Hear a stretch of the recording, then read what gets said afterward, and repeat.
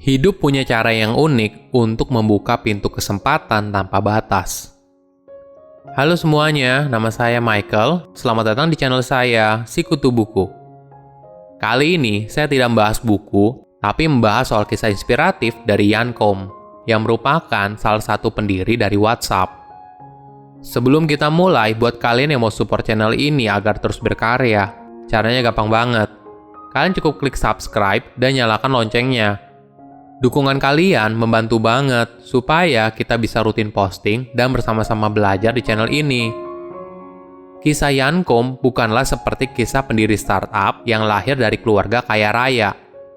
Ian berasal dari Ukraina dan merupakan anak pertama dari seorang ibu rumah tangga dan seorang manajer konstruksi yang membangun rumah sakit dan sekolah.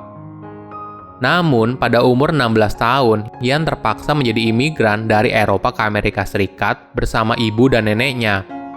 Mereka harus melarikan diri dari Ukraina karena kondisi politik yang buruk pada masa itu. Saat di Amerika Serikat, ibunya bekerja sebagai babysitter di California, dan Ian sekolah di sana sambil bekerja sebagai tukang pembersih lantai di supermarket. Pada rencana awal, ayahnya juga akan ikut ke Amerika Serikat untuk tinggal bersama Ian dan ibunya ketika kondisi mereka sudah stabil di sana. Namun sayangnya, ayahnya sakit dan meninggal dunia 5 tahun kemudian. Hingga akhir hayatnya, ayahnya tidak bisa bertemu dengan keluarganya di Amerika Serikat. Nasib buruk dalam keluarga Ian belum usai. 3 tahun setelah ayahnya meninggal, ibunya didiagnosa kanker dan meninggal dunia. Peristiwa ini membuat Ian hidup sebatang kara di Amerika Serikat. Kondisi hidup yang berat ternyata berpengaruh pada kehidupan pribadi Ian. Ketika sekolah, dia sering berbuat onar dan lulus dengan nilai pas-pasan. Setelah lulus sekolah, Ian tertarik pada komputer dan jaringan. Kemudian ketika berumur 18 tahun, dia belajar secara otodidak dari buku dan manual yang dia dapat dari toko buku bekas. Setelah selesai membaca, Ian mengembalikan buku untuk mendapatkan uangnya kembali. Kemudian saat kuliah, Ian berhasil mendapatkan pekerjaan part-time yang bertanggung jawab untuk audit keamanan komputer di EY, sebuah perusahaan akuntansi global. Ternyata dia berhasil diterima karena keahliannya dalam komputer dan jaringan.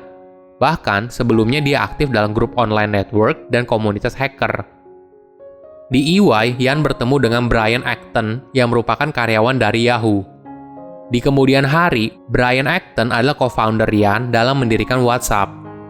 Pada saat itu, Yahoo merupakan salah satu klien dari EY, dan Brian suka dengan pekerjaan Ian. Dia pun direkrut untuk bekerja part-time di sana. Hingga akhirnya, Ian memutuskan untuk keluar dari kuliah untuk bekerja secara full-time di Yahoo. Ada cerita menarik saat Ian baru bekerja di Yahoo selama 2 minggu. Saat itu, salah satu server Yahoo rusak, dan co-founder Yahoo, David Vilo, memanggil semua engineer untuk segera memperbaikinya. Namun, ketika Ian ditelepon, dia bilang ke David kalau dia tidak bisa karena sedang ada di kelas. David pun marah dan bilang, "Ngapain di kelas? Buruan sekarang ke kantor untuk memperbaiki servernya." Saat itu, Yahoo masih merupakan perusahaan startup kecil dan mau tidak mau membutuhkan semua bantuan yang ada. Itulah yang membuat Ian akhirnya memutuskan untuk drop out karena pada dasarnya Ian juga tidak suka dengan sekolah. Setelah 9 tahun bekerja di Yahoo, pada umur 31 tahun, dia memutuskan untuk mengundurkan diri dan pergi jalan-jalan ke Amerika Selatan bersama Brian. Setelah kembali, mereka berdua lalu melamar di Facebook, namun sayangnya mereka ditolak.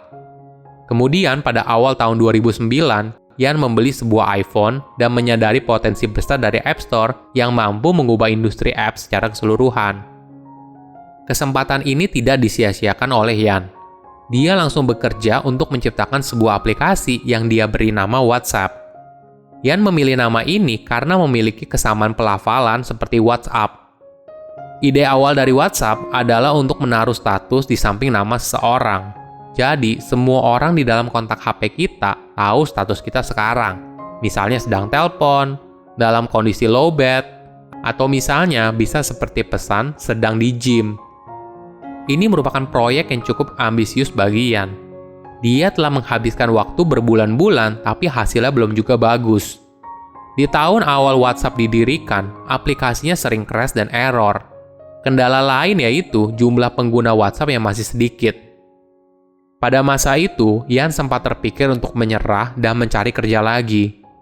Hingga suatu hari pada bulan Juni 2009, Apple meluncurkan fitur baru yaitu push notification. Ini merupakan game changer dan Yan bisa memanfaatkan fitur ini agar pengguna WhatsApp bisa memberikan notifikasi ke semua kontaknya setiap kali mereka berganti status.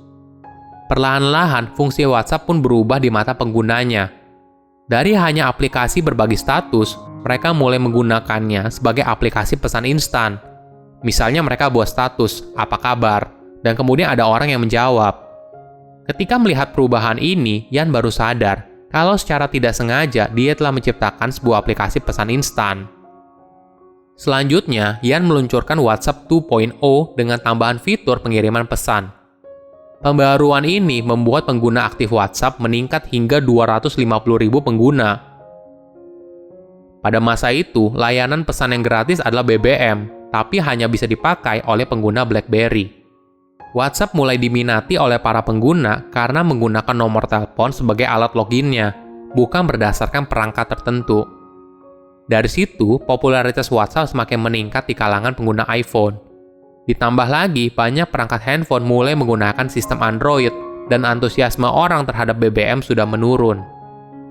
Kesempatan ini tidak disia-siakan oleh Yan. Dia langsung merekrut programmer untuk menulis program WhatsApp untuk Android.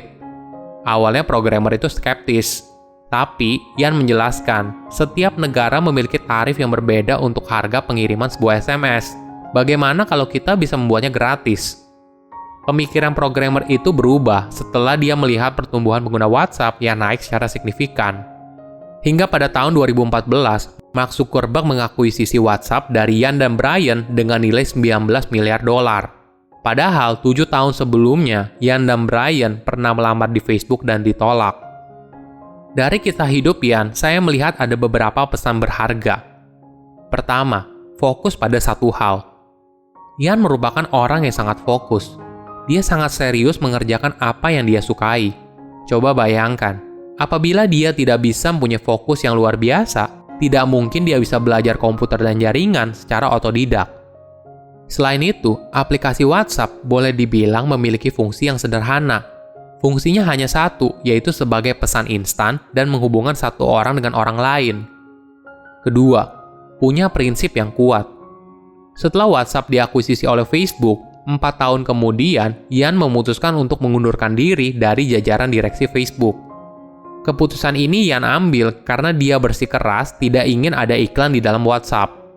Bagi Yan, memasukkan iklan ke dalam WhatsApp adalah ide yang buruk. Padahal, manajemen Facebook berpikir sebaliknya. Mereka ingin agar WhatsApp segera menghasilkan uang. Karena porsi sahamnya yang kecil, akhirnya dengan berat hati, Yan harus merelakan diri untuk meninggalkan perusahaan yang telah dia dirikan sejak awal. Ketiga, jangan menyerah apabila ditolak. Setiap orang punya cerita hidup yang berbeda. 7 tahun sebelum WhatsApp diakuisisi oleh Facebook, Yan dan Brian ditolak untuk bekerja di sana. Coba bayangkan kalau mereka berdua diterima untuk bekerja di sana.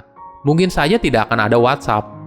Kadang, kegagalan dan penolakan bisa menjadi pemicu untuk membuat kita membuka pintu kesempatan tanpa batas.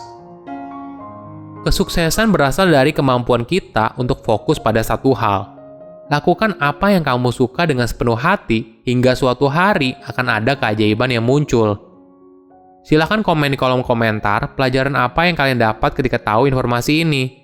Selain itu, komen juga mau tahu informasi apa lagi yang saya review di video berikutnya. Saya undur diri, jangan lupa subscribe channel YouTube Sikutu Buku. Bye-bye.